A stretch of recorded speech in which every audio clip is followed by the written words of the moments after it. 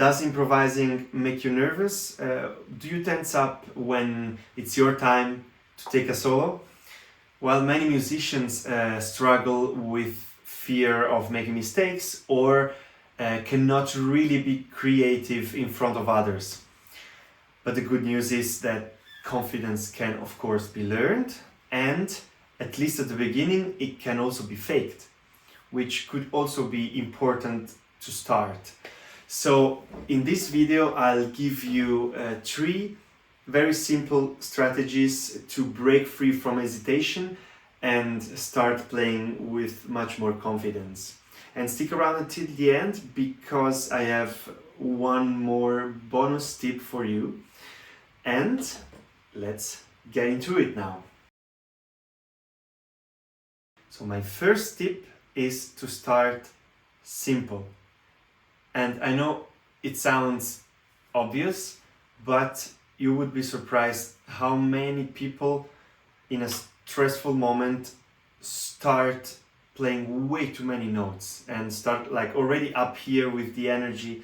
And actually, if they would give themselves a little time to get comfortable and to use a couple of motifs and repeating them and experimenting with the situation, then it would be way easier to play a nice solo in a situation where you don't feel well, meaning you're not comfortable, you are nervous or you're insecure. So let me give you an example. If we have a rhythm changes, many people would start like that.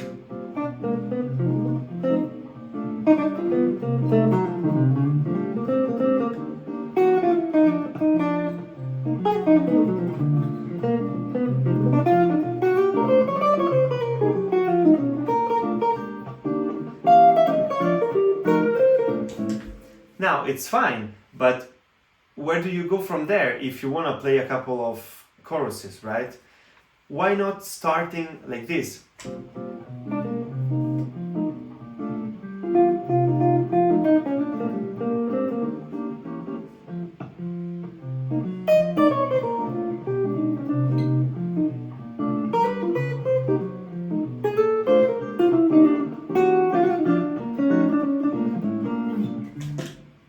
More space, more time to think, more time to listen. Because people tend to jump into they already know, they want to show that they know something, that they can do something, especially when they're nervous, then they rush. And so my first tip is really to tell yourself, if you're nervous, start simple. And then you can always build it up. Because if you start up here, where do you go, right? You're already up here and you're nervous and maybe you're sloppy. So try to take time, which is difficult, but force yourself to do it. You can practice that, of course. Now, my second tip is that on stage or while performing for others, even for your teacher or for friends or whatever, there are no wrong notes, meaning that everything you are performing is always correct. Of course, this is not the truth, but it should be in your head, because then it's done. That's it, right? It's not a recording, so it's always first take live. So if you play a wrong note, make something with it. And I think that the greatest improvisers are really able to turn a wrong note into a right one. And you can do that, for example, seeing a wrong note more as an exploration. So meaning, okay, oh, I just played this. Let me play it again. Let me do something with it. And let me resolve it, right? You're always a half step away from a right note. Always. So it's not that far away, right? So let me give you also here an example with a rhythm changes where I land on a wrong note, and then, okay, I'm gonna use that to go back in, and I'm gonna take that as an excuse to explore a little bit an outside sound. For example,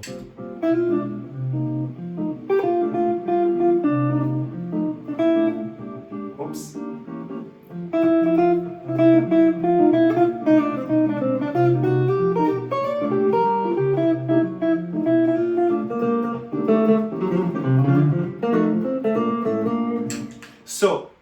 what did I do? The first time that I played, it was really, not correct. But then, the playing it again and again and again made it actually right, because then we got used to it. So we suddenly, I could trick you into thinking that I meant it. Although the first time I didn't mean it, but then I actually meant it. So try that as well. Play a wrong note, so to speak, and then use it more and make it right. So let's say you are not so secure with the changes or with the form, you didn't practice really enough, but you have your gig, so that's it, you have to deliver something. Well, then I can give you a very easy tip that everyone can use. For example, take the melody and make variations of the melody. So many people don't think about that. If we take this melody from Thelonious Monk, and the title is Rhythm and Ink. I assume you know that one.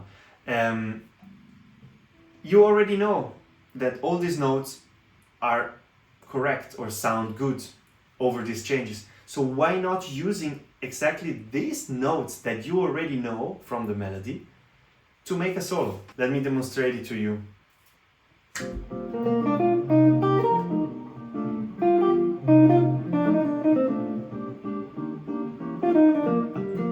Very simple. Again.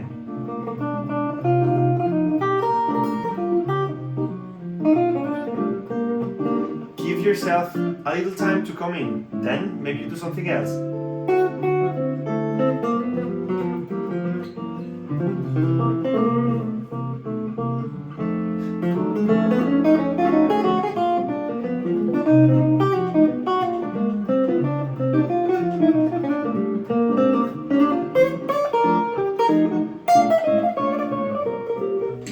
And then, when you get comfortable, you can of course do more. But use the melody, right? Start with the melody, make variations of the melody. You can even do 2 choruses just with variations of the melody. And the last bonus tip is actually the best one, but also obvious, because actually most of the best tips are actually the things that people already know but don't really do. So I'm gonna be honest with you, if you build a routine around improvising, if you try to practice it at least a little bit every day or almost every day, and you do it more, you ask people to listen to you, even friends or family members to listen to you for 2 minutes while improvising over something, then you're gonna get more comfortable. Of course, if you do it more, you know it better. And something that you know better makes you less afraid. That's just in general like that. So do it more and train the real situation. So put yourself in front of others as much as possible, and then you're gonna get more comfortable. I hope this lesson was helpful. Drop a like, don't forget to follow the channel, to subscribe to the channel, and give me a comment. Tell me if you have a question or if you have wishes for future lessons, so I can create the best lessons for you. And of course, if you want to bring your improvising skills to the next level, then I have the perfect program for you. Go to improvacademy.com. You're gonna find the link in the description below, and check out what I prepared for you. And I think you're gonna be very pleased, and there is a very special offer for people that are following me. So go check it out and see if it's for you. Thanks a lot, and see you for the next lesson.